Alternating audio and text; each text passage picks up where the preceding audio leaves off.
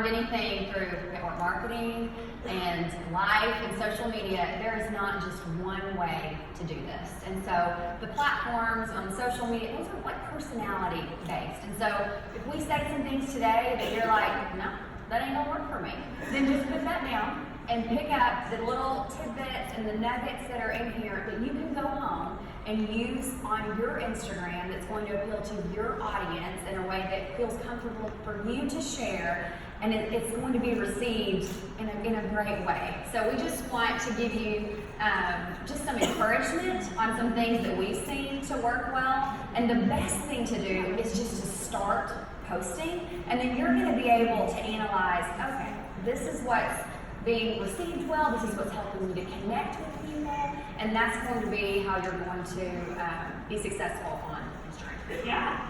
Okay, so it's always great to start with why, right? So start with why. Have you heard that before? Why show up on Instagram, Rebekah? Well, the first thing would be that there are 1 billion users on Instagram, and over 500 million people are consuming Instagram stories every single day. And Social Media Today put out an article a couple months ago, and they said 39% of people are more likely to interact with a brand on Instagram rather than Facebook. Jim shared this quote at our diamond meeting a couple days ago, and it was a little bit of a gut punch, but it was Jim that said it, not me. But I was reading this, and it just kind of reminded me of what we're doing. And Elizabeth James is my sponsor, and years ago, it was about 6 years ago, and I remember she would say that at night she would cook her kids dinner, she would put the kids to bed, and then she'd get a glass of wine and she'd tell her husband, okay, I'm about to make a post about Plexus on Facebook, and I'm going upstairs because I'm going to be doing messages all night long from all the people that would just start messaging her when she started sharing about Plexus. And it's been a minute since that's been the reaction for me on Facebook about sharing a Plexus post.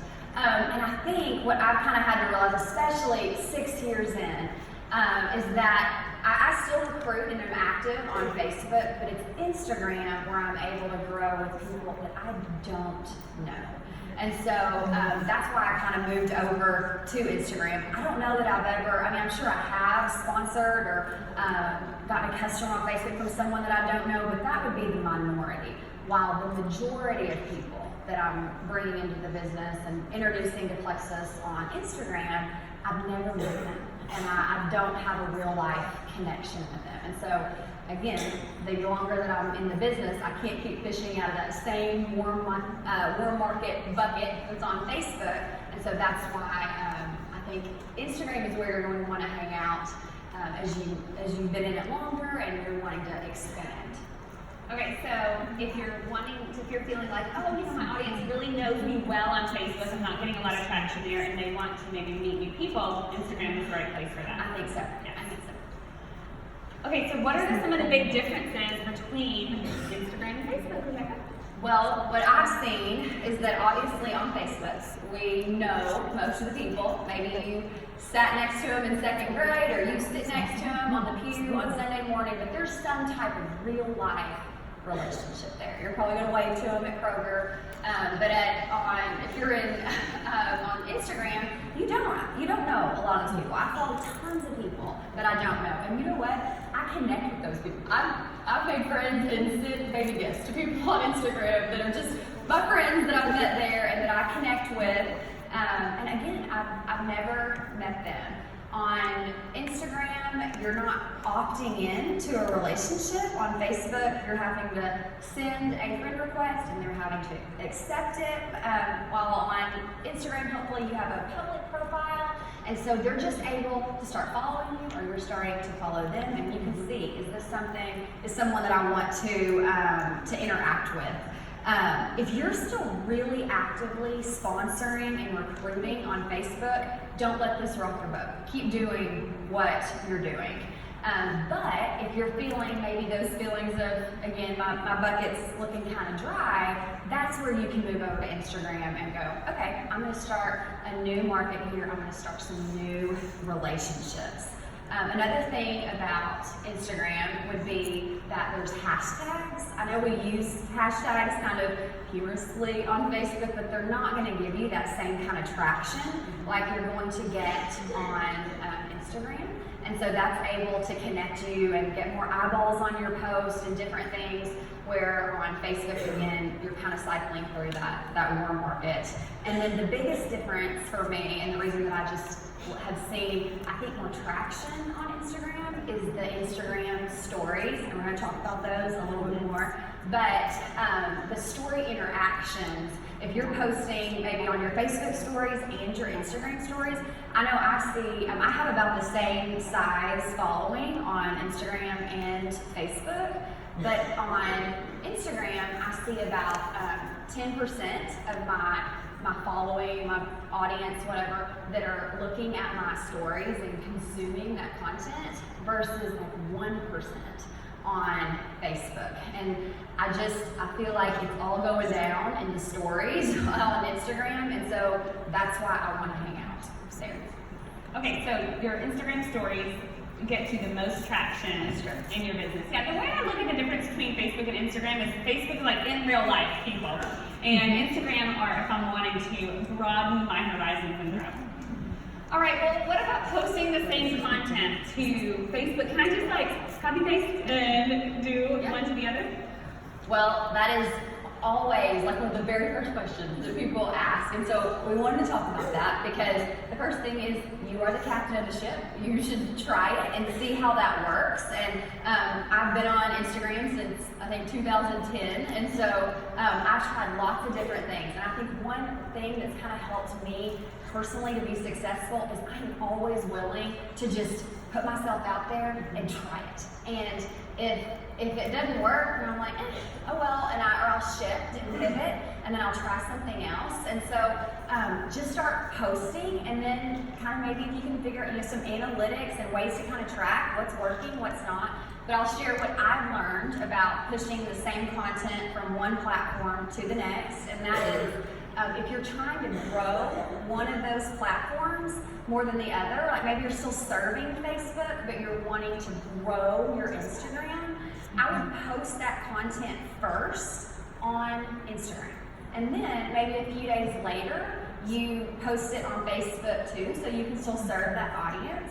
But especially when you're first starting, there's going to be a lot of overlap in your audiences. And so I kind of found that if someone were to interact with my post or my picture or whatever on Facebook, that same person who still follows me on Instagram probably won't interact with it again on Instagram. And since I'm wanting to grow and get engagement and grow that account, I want them to see it first on Instagram. And then I might go over a few days later and maybe I'll change the picture out or the first couple sentences to a post so it looks kind of new on Facebook. But that way I'm still serving the audience, but I'm working to grow the Instagram. Does that make sense? Yeah. Okay, so basically if I have a really awesome photo and post it where I'm trying to grow the audience first. Yes. And then if we can possibly wait, 12 to 24 to 76 hours, then post one secondary. Yes. That's worked better. But again, try it, analyze it, see what works for you. I know that's what Jared always says to me. I'm like, oh, should I try this? He's like, yeah. See what it works. See if it works. I'm like, oh, you were supposed to tell me yes or no.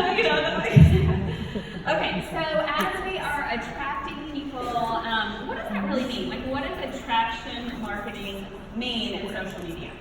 I think that term can kind of scare people, attraction marketing. I think it just kind of pushes people away a little bit. But maybe you can think about it as reverse marketing. Instead of putting just content out there that you're just hoping that you're it's gonna help someone, maybe step back, and if you're thinking about marketing, or if you take any kind of Instagram course, or you study anything about Instagram, one of the first things we're going to say is that you want to identify your ideal customer avatar. And so we even put up a little a sheet for y'all out there that's going to help you to kind of think through who is my target audience.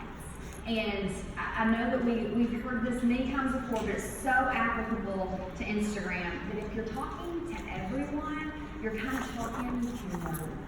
And I think when you're really, you can reverse it and think, who am I looking for to join my team or to introduce to Plexus? What are their desires? What are their pain points? Then you can speak to those specifically. And I've kind of, when I started looking back, a great place to look at who are the last few ambassadors and customers that have joined your team or have ordered a product from you, and why? Why did they want to buy that product? Call some of your most recent ambassadors and say, that maybe aren't your level ones even, and say, what made you say yes to this? What were you looking for? What are you hoping to achieve with Plexus? And that'll help you to kind of identify some of those main reasons that people are joining you. I wish that my audience was all interested in gut health, and they're really looking for ways to help leaky gut syndrome and stuff, but they're not. They are looking for weight loss and skincare. And so I need to sell them what they want, and then I can help and give them what they need later. But to get them in the door, I know I need to talk about weight loss and skincare for my audience. And so my friends, they all know my friend Julie. And Julie, I know Julie. You know Julie. Yeah. Julie. Julie is Rebekah's avatar that she has created, and every time she posts on social media, she thinks, well, would Julie like this? And I know Julie, Julie's made up, but I know how much her household income is, I know why she would want Plexus product. I know her kid's name. This is a well thought out. And so what that means is basically if you are, the more narrowly you put, attraction marketing out there, you're going to be really speaking to your ideal customer or new ambassador. And the more, you might think, oh no, I don't want to narrow it down, but actually you're going to be a lot more effective the more narrow you focus. So we should all have a Julie. We should all have a Julie. And one thing that I found too is that when you're selling them what they want, so you can help them, you're going to give them what they need later. If you're going to sell it, sell it. You be bold that you know you have exactly what they're looking for. Just go ahead and slough off this might possibly, could potentially, might maybe be a fit for you. You say, I have got what you're looking for, and here's what it's going to do. Because so often, when people, especially the things that we have to offer, weight loss, skincare, digestive issues, all those different things, they have a lot of times some insecurities in that issue because they tried other things, or it's something that does make them feel insecure, not confident. And so you need to be the bold, brave one that's like, I got what you need, and here it is. And that's just helped me because, and also people are kind of irrational. Like they're thinking, oh, I'll be able to drink the same bowl for 3 days and lose 10 pounds and all the things.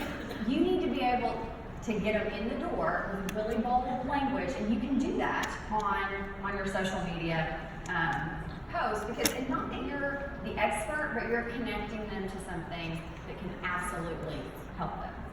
So the cool thing about that is that people are a lot more likely to buy on Instagram, so we can speak more boldly. People are more comfortable purchasing on Instagram than they are on Facebook. And the other interesting thing that I love about the idea of creating your own avatar is that each of your ideal customer is going to look very different. So we're all different ages in this room. We all live in different areas. All of our friend groups look very different. And that's the beauty of the difference in who our ideal customer is. And that's one of my favorite things about Plexus is it's just your job to open doors, right? You bet that. Okay. So the way I envisioned growing a Plexus business at the very beginning was a lot of door opening. And so I knew eventually everybody I knew was going to be on Plexus. I just knew it was my job to open that door to that person's network, and then open this door to that person's network.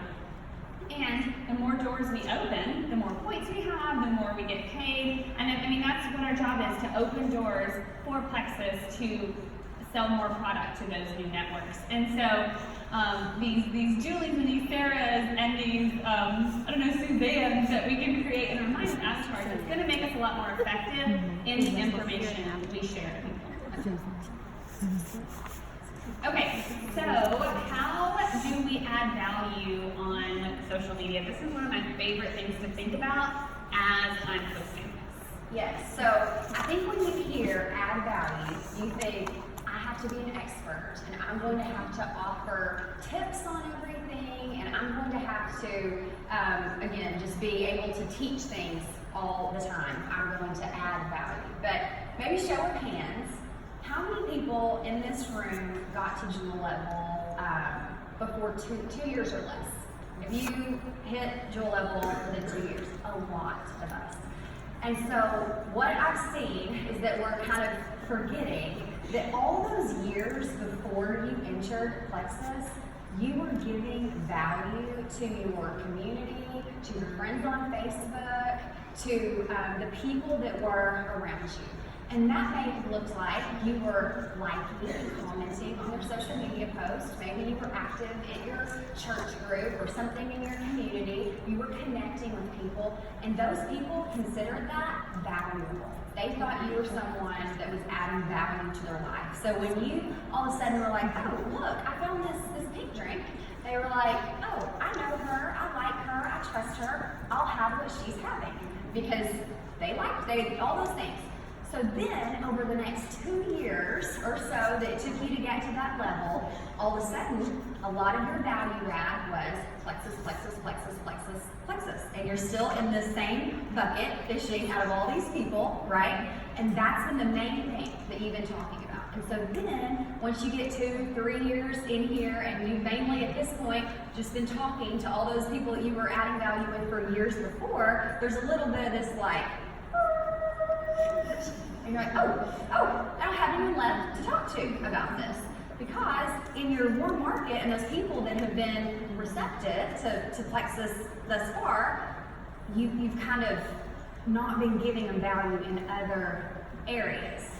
And then you couple that with the fact that on social media, you're in your team pages, really interacting with Plexus people, and behind the scenes on Messenger, those are the main people that you're talking to. And then we've got this amazing One Plexus culture where you say, hey, someone give me some love on my Plexus post, and then we all go on there together, and we're like, yeah, I lost 15 pounds, and preach it, girl, this is the way. And then we're all just telling the Facebook algorithm, these are the people that I want to interact with. Show me all these people. And so we're like in this Plexus vortex thing, just talking to each other, you know? We're like, I don't even see anyone anymore because we told the algorithm, these are my people. And so I want you to think about that you've got to be purposely, intentionally connecting with people.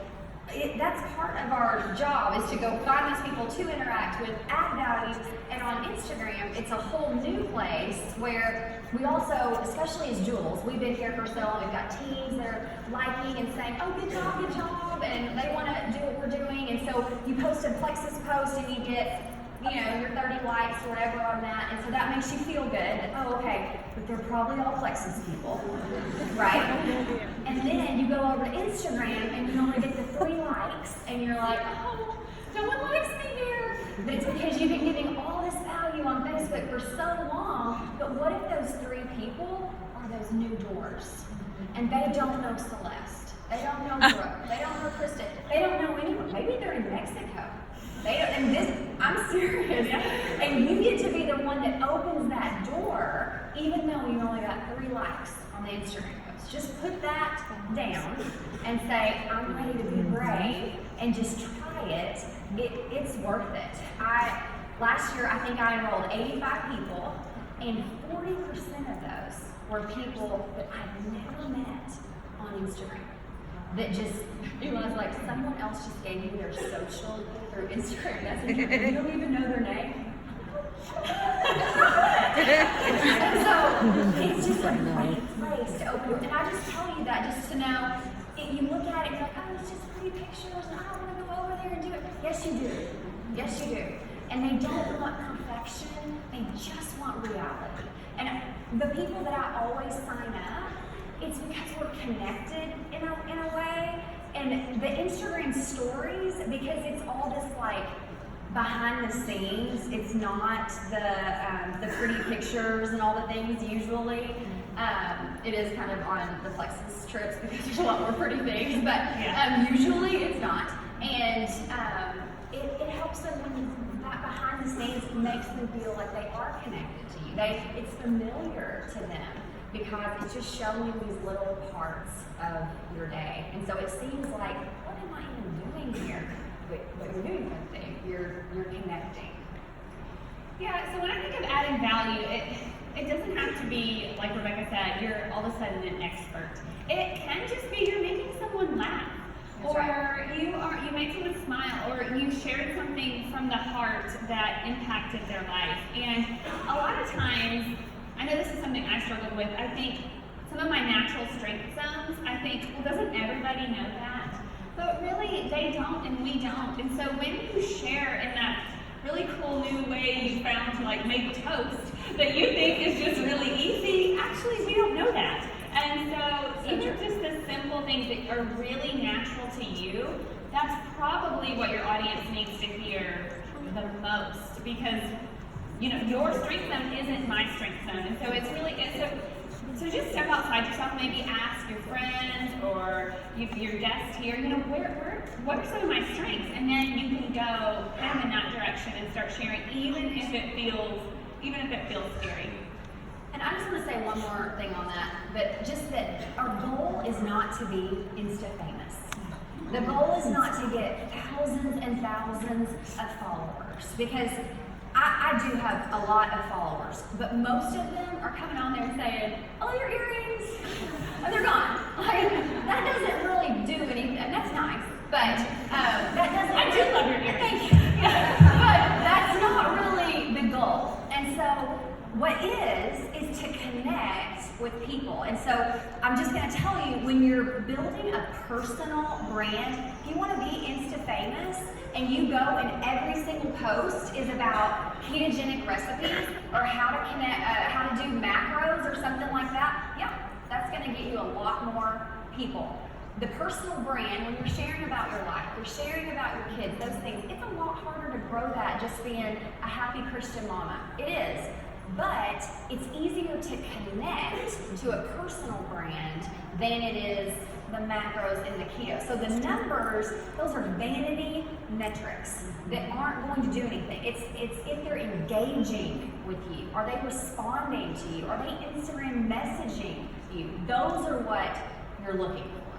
Yeah, my 259 friends when I first started with Plexus were more powerful than thousands of Instagram followers, because they knew me and I knew them, and we had been interacting in great ways. It worked out. I'm okay. Yeah. One more cool way to add value on Instagram that I've noticed that at first I was afraid to do is to share other people's content. And so we don't have to be the expert adding all this information. Sharing other people's content and giving shout outs to local businesses, and that's an actual value add. Hey, I found these cool flowers here. I have this restaurant here. And if you tag these businesses or these other people that you're uplifting, they'll often reshare your material, which broadens your audience. And do you remember when Taylor Swift brought out like a famous person at each one of her concerts? Think of that. So what she did at her concerts, she would bring out a famous person, and it was really genius because she may have been uplifting them, but really she was gaining their audience too. And that's when her following skyrocketed, was when she highlighted other people. So don't be afraid to highlight even other Plexus ambassadors and that tagging, because that will get you into the right doors and the right audience. So that's a great way to add value. Tagging this hotel, tagging restaurants you go to in Maui, they will often reshare your content. Okay, so is there a place for us? There's a place. There's a place for us. I think I've probably asked you this, I don't know, at least 200 times. Yes. Yeah. There's a place. This actually, I understand that women, I grew up with sisters, we have a big, a large group of women, typically, we do, in Plexus. And something that brings out is insecurities, and especially on a visual platform like Instagram, it brings out comparison. And you start to say, oh, I can't do this like she is, or I'm not going to write copy like this girl, my pictures don't look like hers. Is there a place for me? Am I even going to be able to add value? And it reminds me of when I was living in Pennsylvania, and I was like this kind of new girl up there a few years ago, and they're like making bone broth and kombucha and colloidal silver in their kitchen. I was having trouble fitting it, and they were, and so one day they were like, Rebekah, will you like take us shopping? And I was like, oh, yeah, I can do that. And so the only store in town was Big K, which was like a Kmart. And I was like, okay, we're gonna have to cross state lines. We're gonna go to the mothership that is TJ Maxx. And so I take them in, I introduce them to TJ Maxx, I show them the lay of the land, and we're there, and I get them all in the dressing room. There's like 5 or 6. I'm so excited, the big reveal, and they all start coming out, and I'm like, oh no. And we're all laughing because we realized what I had done. And that is, I have dressed them all exactly like me. Like they've all come out and I went, oops, okay. So they all have like long cardigans and big earrings and taller boots, and we're all like, I'm 5'9", I put this like on someone that's 5'1", I'm going, that's not working.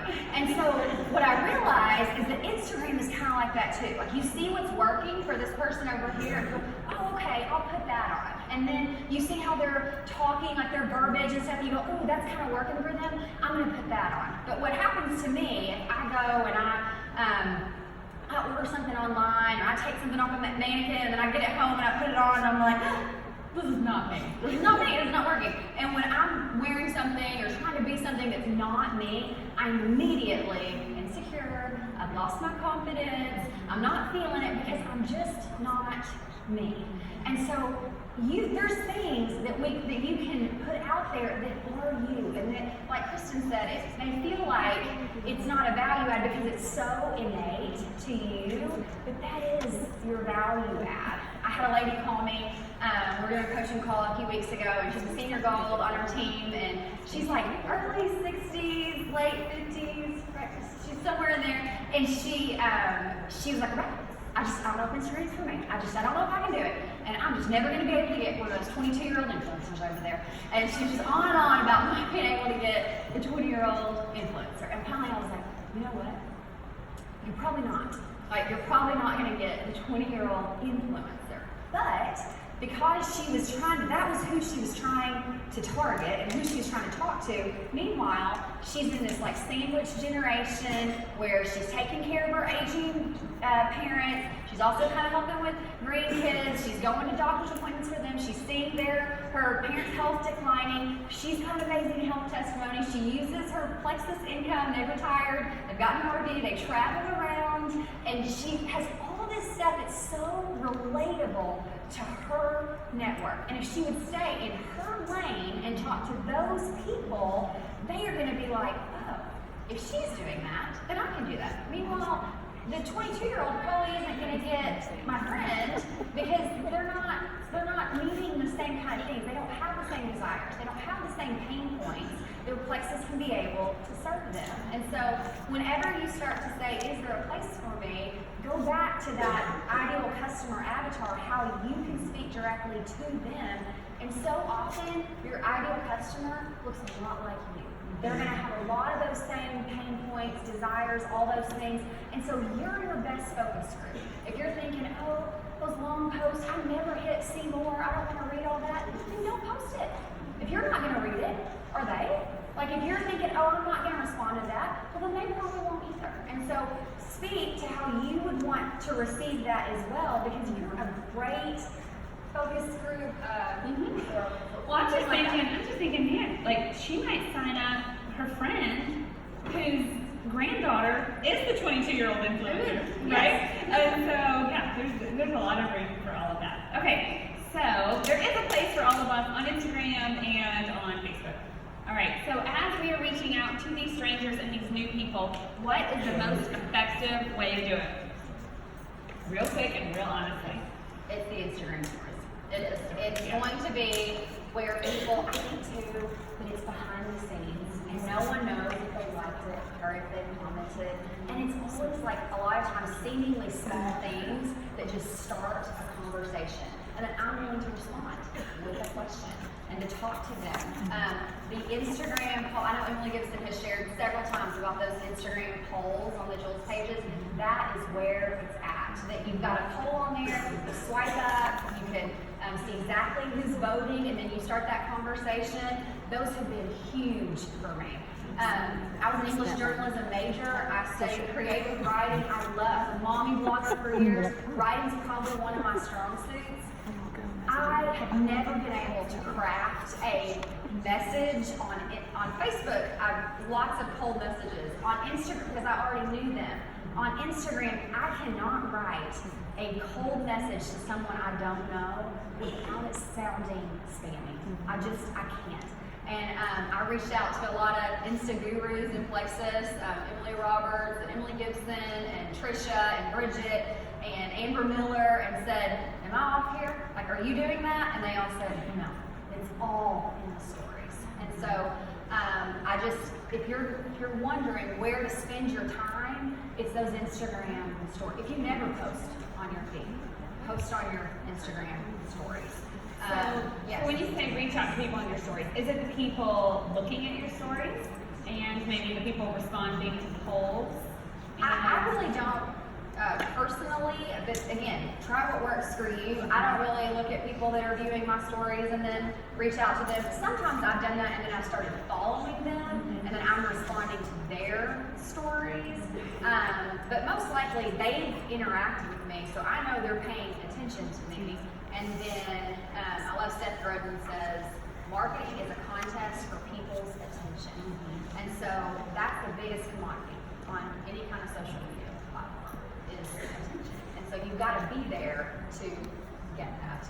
So share yourself on your stories and ask for a contact back, which can mean polls, it can mean the swipe up, it can mean the question. Yes. And then start a conversation from there. Best way for strangers? That's right. Okay. All right. Final tips. Okay. Some of my just final tips would be consistency. That showing up often. Maybe you can just show up 1, 2, 3 times a week on the feed if that's what only thing you can commit to. I usually do 3 to 5 times a week on my wall. That's again works for me. Try for you. But I would say post daily in those stories. And those are the things that you're thinking about. I saw someone say the other day, Instagram stories should have a beginning, a middle, and an end. That you're not just kind of just kind of think, is there something I can tell here that's a little funny story or it's a little behind the scenes? Familiar is a really powerful thing. When you're kind of familiar with someone, just their day to day, it creates connection. When a lot of times the funniest things people say are just because it relates to you on a really familiar, relatable level. Like that quote the other day, people were sharing about marriage is basically pointing out your spouse is always on his phone, you're in the small window that you're not on yours. You know, it's funny because it's relatable and familiar to you. And so things I don't know like about that. that. I'm a newlywed. Right. Yeah. But just get ready, it's coming. Okay. I'll watch out for it.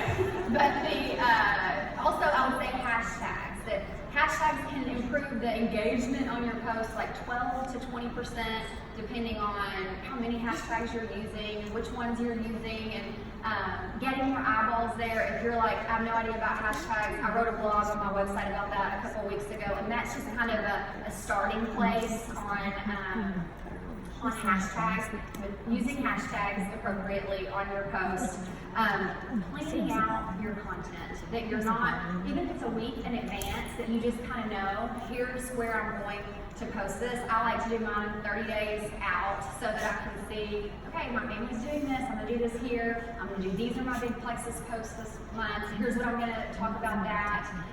It's just hard if you're on a date night, or you're at the park with your kids, or you're on a field trip, or whatever, and then you're trying to get that perfect picture, and then write this perfect caption, and then think of the hashtags and all those things, and you're totally out of the moment, and it's taking you 30 minutes, and it's not your best work, and put some effort into this. Wait till you get home, you're in a better place. It's okay if that post happened 2 or 3 days before. No one knows. No one cares? And make sure it's your best work to put on there. That really helps. And Instagram stories. Sometimes I'll take pictures all day and then I'll upload them all at one time at night. That's totally fine. If that helps you to be, give more quality content, then do that. The last thing would be turn the camera around and talk to it on those Instagram stories. It's a great place if you're struggling with the confidence part. No one's gonna know how many people looked at that or saw it or engaged with it or liked it or commented, anything like that. And so it's a great place to, and it's gonna be gone in 24 hours. No one knows. So that's where you need to kind of start out and go there. But that video creates big time connection. And then my tip on that is that the last statistic I saw the last couple of months, I think, was 80% of content is consumed with the sound off. And so if you're doing all these videos and it's just you talking, and most people are sitting there in a waiting room or at work or sitting next to their kids watching TV or under the covers while their husband's asleep, they can't turn the sound on.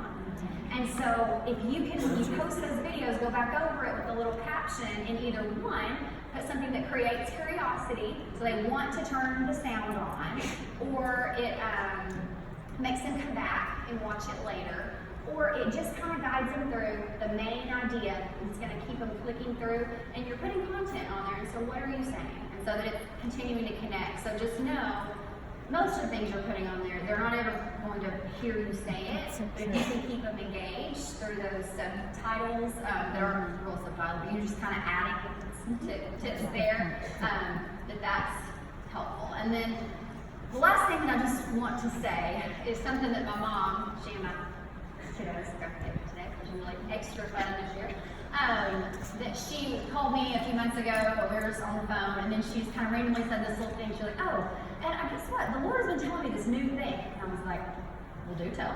And so she said, I think that He's showing me how fear stifles creativity. And I'm like, that's very interesting. And so I just kind of chewed on that for a couple days. And one place that I'm seeing that really show up is on Instagram, with people that I'm talking to. And Instagram is kind of a creative platform, right? You're taking pictures, you're writing, your thoughts, you're kind of being vulnerable a lot of times. And so if you're coming onto Instagram and you're struggling with insecurity and confidence, or, oh, I've got to hurry and get over there and get all these new people so that my business is going to stay afloat, scarcity, and all these different things, it is squelching all of your creativity and all the good. And so just kind of ask yourself, why am I scared to show up there?